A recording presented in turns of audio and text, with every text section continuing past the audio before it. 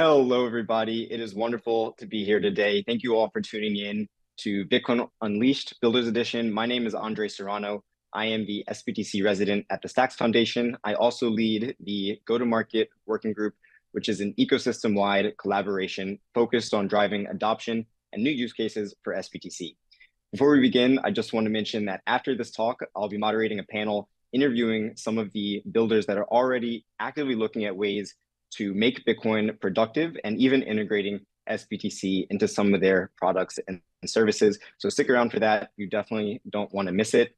For my talk, I'll be talking about growing the Bitcoin economy. And hopefully you all can see my screen right now.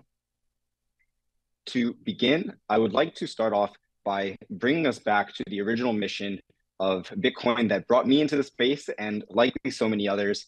And after that, I'll also be sharing a few more details about how I think about the market opportunity for a Bitcoin-backed asset like sBTC.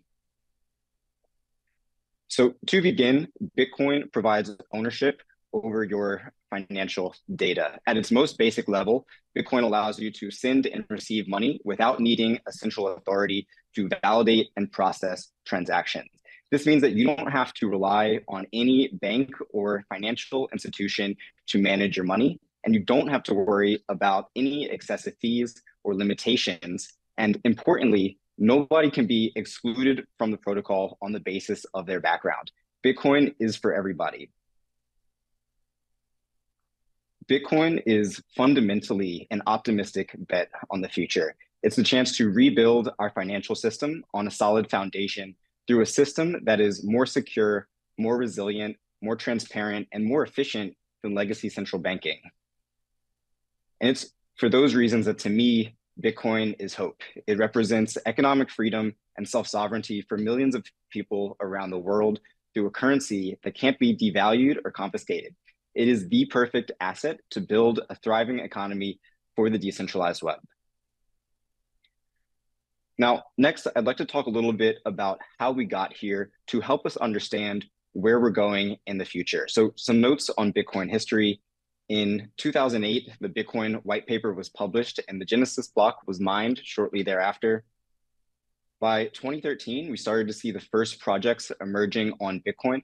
Mastercoin is a great example of one of the early projects that launched on Bitcoin. And in general, there was a lot of experimentation during this time as people had really bold visions about what Bitcoin would become in the future. And then by 2018, something peculiar happened where Bitcoin really adopted this narrative of digital gold. And it was kind of around this time where we actually started seeing many of the builders in the ecosystem going to work on other chains that were potentially easier to build on, and those ecosystems maybe a little bit more open to new types of experimentation.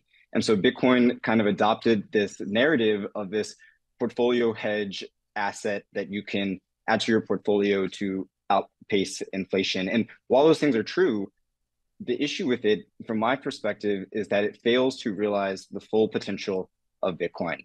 But that is why I'm excited, because as of 2023, I believe that we're at the start of a new era for Bitcoin, one of a thriving Bitcoin economy.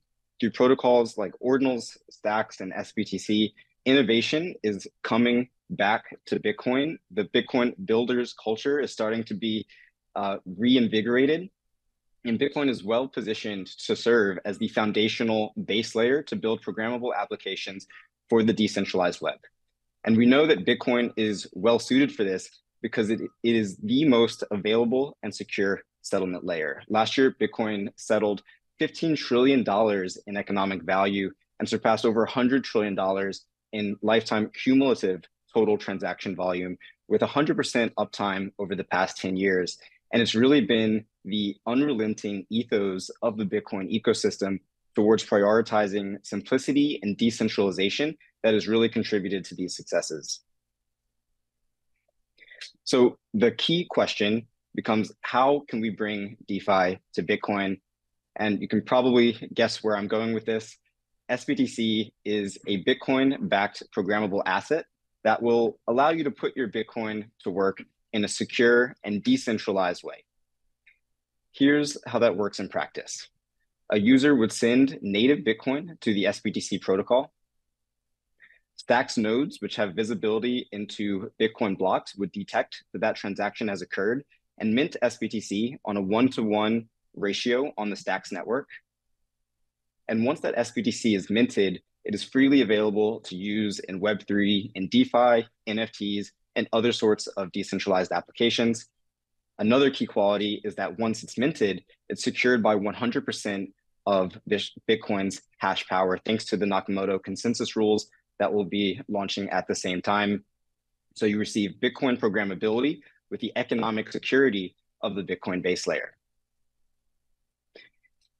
Here are some of the advantages of using sBTC in DeFi. First of all, it is more transparent. So the underlying collateral and outstanding claims in the system would always be publicly verifiable on chain.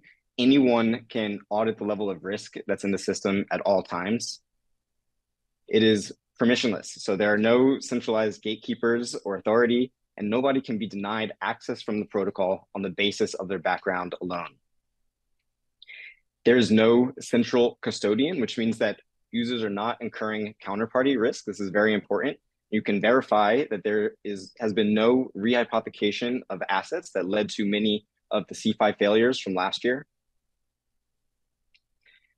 And you'll likely receive better terms. So we're able to offer 10 times cheaper services because the system is fully automated. There's no wrapping or unwrapping fees, which will likely lead to more competitive and better loan terms for the end user. So how big is this opportunity really? I'd like to start by offering some market comps. So today, the DeFi market cap on Ethereum is currently valued at approximately $52 billion. There's been a ton of growth in this market, especially over the past 3 years since DeFi summer in 2020, and a lot of really great innovation happening in general. And that currently sits at just under around 25% of the total market cap of Ethereum. But compare this to Bitcoin, which is the largest, most liquid, most publicly recognizable public blockchain that exists today with a $540 billion market cap. And yet it has a really tiny realized app value. And that's largely due to the fact that over the past 5 years, it has been contrarian to be building on Bitcoin. But it also means that builders that can come in and unlock Bitcoin's liquidity have a significant opportunity to be early in this market where there isn't a lot of competition and there's kind of a blue ocean of the types of businesses that you can build in this area. And so we've been talking a lot about the Bitcoin economy. And I thought it would be helpful to visualize exactly what we mean when we're talking about this. So mapping the Bitcoin layers stack. To start, you have Bitcoin at the base layer. This is the foundational bedrock and immutable source of trust for the ecosystem. And then you have the payments layer. So Lightning is scaling Bitcoin through low fees and higher throughput. And then you have the smart contracts layer. You have protocols like Stacks, which power sBTC, and you also have protocols like RSK. And each of these ecosystems has an apps and services layer which has a lot of experimentation and innovation happening right now. I won't go into detail on all of these today, but I would like to focus on a few. So there's been a lot of really interesting use cases that are being built around sBTC. So Zest is a great example of an institutional grade platform for under collateralized loans that will allow users to earn a yield on their Bitcoin directly in the app. Alex is really a one-stop shop for DeFi that has built really some key primitives that will be really necessary for the success of sBTC. We heard about their bridge launch today. LNswap is providing really easy conversions between Lightning Network, Bitcoin on the Lightning Network and sBTC. And Gamma is opening up Bitcoin liquidity for their creator marketplace. And this is only a small sampling of the types of use cases that are available that you can build around sBTC. If you're interested in diving deeper into any of these use cases and understanding what's possible, We recently published a blog post on bitcoinrights.com that goes into 21 use cases around sBTC that we are actively working towards, and would love to work with anyone who's interested in building in the Bitcoin ecosystem. And if there's one thing that I want to leave you all with, it's that together we can build the Bitcoin economy. It's really going to take all of us, all of the speakers that are on the call today, everyone that's in the audience. So if you're interested in building on Bitcoin and you feel moved by the Bitcoin mission, make sure to get in touch. You can follow along with weekly sBTC updates by going to bitcoinrights.com. You can also follow me on Twitter at Andre R. Serrano. And thank you, everyone. And make sure to stick around for the next panel where I'll be talking to some of the builders in the ecosystem. Thank you all again.